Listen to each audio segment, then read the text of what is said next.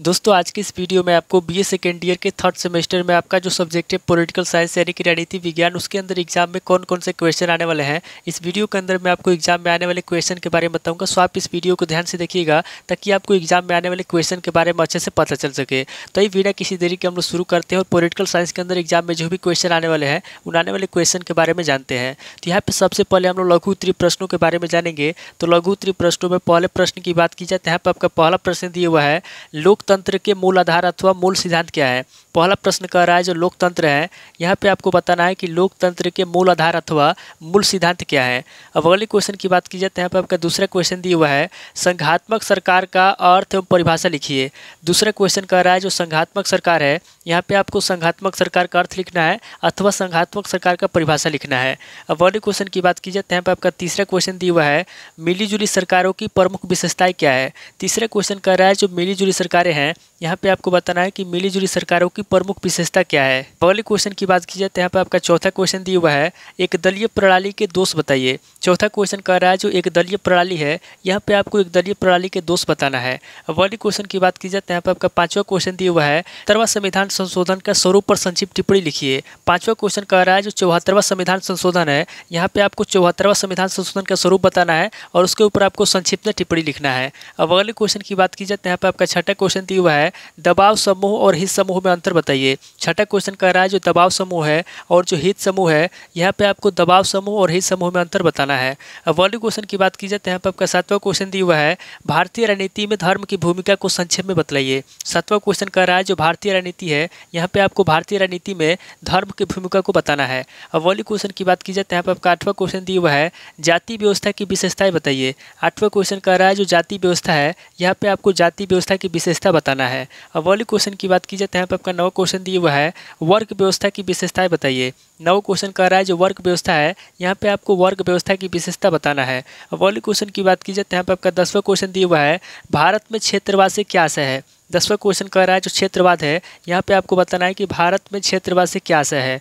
अब अगले क्वेश्चन की बात की जाए तो यहाँ पे आपका 11वां क्वेश्चन दिया हुआ है, मुस्लिम अल्पसंख्यकों की किन्हीं दो समस्याओं पर प्रकाश डालिए। 11वां क्वेश्चन कह रहा है जो मुस्लिम अल्पसंख्यक है, यहाँ पे आपको मुस्लिम अल्पसंख्यकों की किन्हीं दो समस्याओं के बारे में बताना है। अब अगले क्वेश्चन की बात की जाए तो यहाँ पे आपका 12वां क्वेश्चन दिया हुआ है, दल बदल के मुख्य कारण क्या है। 12वां क्वेश्चन कह रहा है जो दल बदल है, यहाँ पे आपको बताना है कि दल बदल के मुख्य कारण क्या है। अब अगले क्वेश्चन की बात की जाए तो यहाँ पे आपका 13वां क्वेश्चन दिया हुआ है, राष्ट्रपति के संकटकालीन शक्तियों का संक्षेप में मूल्यांकन कीजिए। 13वां क्वेश्चन कह रहा है जो राष्ट्रपति है, यहाँ पे आपको राष्ट्रपति के संकटकालीन शक्तियों के बारे में बताना है और संक्षेप में उसका मूल्यांकन करना है।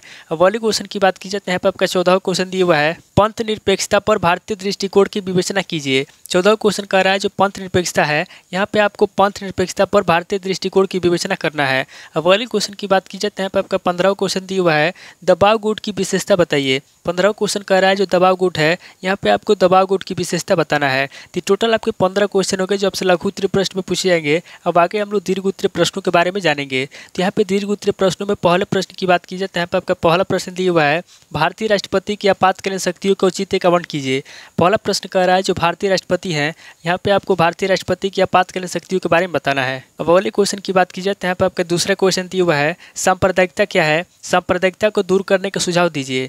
दूसरा क्वेश्चन कह रहा है कि सांप्रदायिकता क्या है, यहाँ पे आपको सबसे पहले सांप्रदायिकता के बारे में बताना है, उसके बाद आगे आपको सांप्रदायिकता को दूर करने के सुझाव देना है। अब अगले क्वेश्चन की बात की जाए तो यहाँ पे आपका तीसरा क्वेश्चन दिया हुआ है, क्षेत्रवाद से आप क्या समझते हैं, क्षेत्रवाद के मुख्य कारण बताइए और भारतीय राजनीति में क्षेत्रवाद की भूमिका की विवेचना कीजिए। तीसरा क्वेश्चन कह रहा है कि क्षेत्रवाद से आप क्या समझते हैं, यहाँ पे आपको क्षेत्रवाद के बारे में बताना है, उसके बाद आगे आपको क्षेत्रवाद के मुख्य कारण बताना है और भारतीय राजनीति में क्षेत्रवाद की भूमिका की विवेचना करना है।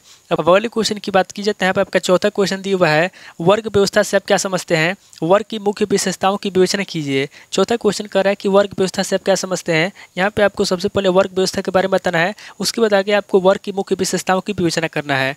अब अगले क्वेश्चन की बात की जाए तो यहाँ पे आपका पांचवा क्वेश्चन दिया हुआ है, भारतीय राजनीति एवं धर्म पर आलोचनात्मक टिप्पणी कीजिए। पांचवा क्वेश्चन कह रहा है जो भारतीय राजनीति है और जो धर्म है, यहाँ पे आपको भारतीय राजनीति एवं धर्म पर आलोचना करना है, यानी कि भारतीय राजनीति और धर्म की आलोचना करना है, यानी कि उसकी कमियों के बारे में आपको बताना है। अब अगले क्वेश्चन की बात की जाए तो यहाँ पे आपका छठा क्वेश्चन दिया हुआ है, हित समूह से क्या अभिप्राय है, इसकी विशेषताओं तथा प्रक्रियाओं का वर्णन कीजिए। छठा क्वेश्चन कह रहा है कि हित समूह से क्या अभिप्राय है, यहाँ पे आपको सबसे पहले हित समूह के बारे में बताना है, उसके बाद आगे आपको इसकी विशेषता बताना है और इसकी प्रक्रियाओं का वर्णन करना है।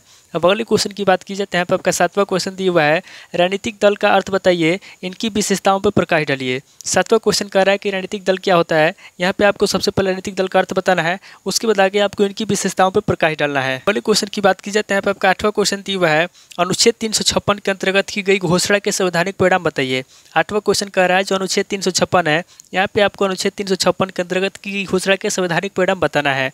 अब वाले क्वेश्चन की बात की जाए तो यहाँ पे आपका 9वां क्वेश्चन दिया हुआ है, अल्पसंख्यकों की समस्याओं के समाधान हेतु 3 सुझाव दीजिए। 9वां क्वेश्चन कह रहा है जो अल्पसंख्यक है, यहाँ पे आपको अल्पसंख्यकों की समस्याओं के समाधान बताना है और उसके 3 सुझाव देना है।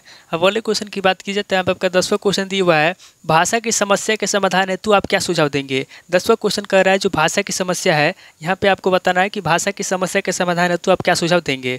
अब वाले क्वेश्चन की बात की जाए तो यहाँ पे आपका 11वां क्वेश्चन दिया हुआ है, प्रजातंत्र के लिए दलीय प्रणाली की आवश्यक है, विवेचना कीजिए। 11वां क्वेश्चन कह रहा है जो प्रजातंत्र है, यहाँ पे आपको बताना है कि प्रजातंत्र के लिए दलीय प्रणाली की आवश्यक है और इसकी आपको विवेचना करना है।